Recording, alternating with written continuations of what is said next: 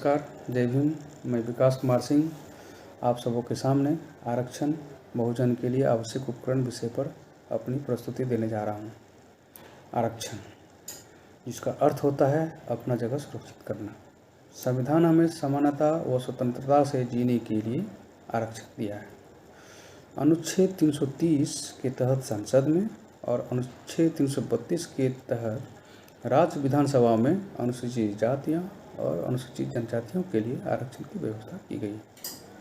भारतीय संविधान के अनुच्छेद 15 और 16 में सामाजिक और शैक्षणिक रूप से पिछड़ी जातियों के लिए भी आरक्षण का प्रावधान किया गया है।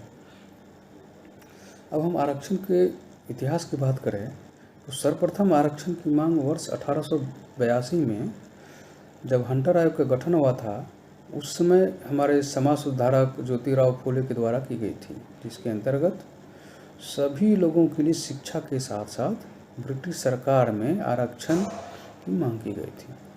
1935 में पूना समझौता, जिसमें दलित वर्ग के लिए भी अलग आरक्षण क्षेत्र की मांग की गई थी। उसके पहले महाराष्ट्र में कोल्हापुर के महाराजा छत्रपति साहूजी महाराज के द्वारा भी अपने राज्य में आरक्षण की शुरुआत की गई थी।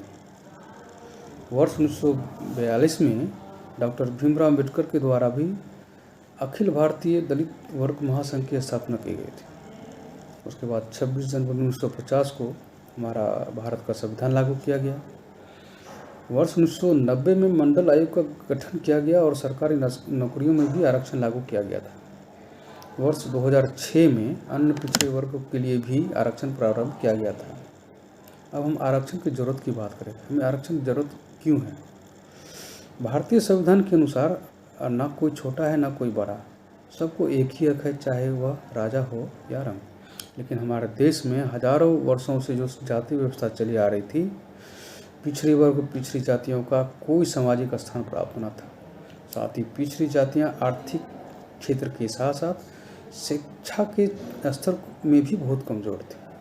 हमारे संविधान का सबसे महत्वपूर्ण सिद्धांत है अवसर की समानता, लेकिन हम पिछड़ी जातियाँ इस कदर पिछड़े हुए थे और हैं कि अवसर की समानता का लाभ सही ढंग से न उठा पा रहे हैं। आरक्षण की जरूरत इसलिए नहीं कि हमारे समाज के नीचे तबके के लोगों की आर्थिक उन्नति होगी, बल्कि आरक्षण हमें इसलिए चाहिए ताकि सदियों से जो हक हमसे छीना गया है वो हक हमें मिले। उदाहरण के रूप में हम 2-4 पॉइंट बताएंगे, जिससे हमें पता चलेगा कि उस क्षेत्र में हमारा विकास और उन्नति नहीं हो पाया। जैसे पहला मैं बता रहा हूँ कि हम बहुजनों के लिए कोई भी एक आदमी भी भारत का मुख्य न्यायाधीश नहीं बन पाया है। आज तक एक भी आदमी वित्त सचिव या वित्त मंत्री का नहीं बन पाया है अभी तक। तीसरा, आज तक कोई भी IIT या IIM संस्थान का निदेशक का नहीं बन पाना। चौथा, आज तक किसी का UPSC में इंचार्ज का नहीं बन पाना। UGC का चीफ का भी नहीं बन पाना, एक्सेप्ट डॉक्टर सुखदेव थोराट को छोड़ के।